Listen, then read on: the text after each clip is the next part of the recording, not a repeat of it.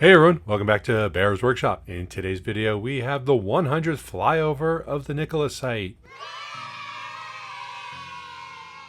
in Coolidge, Arizona. I can't believe that we've done 100 flyovers of the Nikola site. Time flies when you're having fun, huh? That was, it's a pretty amazing milestone, but we're still going to be around and we'll continue until this factory is done, and we'll keep giving you guys updates. We're glad to be able to do this for you.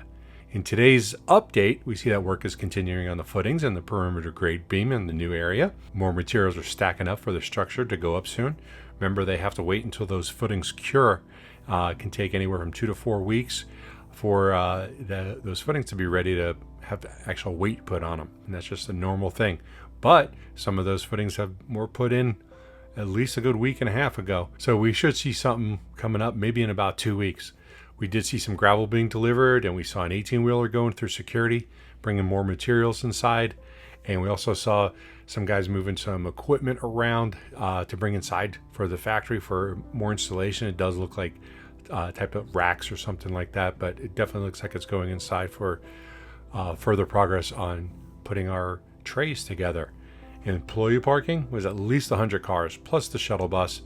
Usually brings in about another 20 people every morning. So there's at least 120 people there.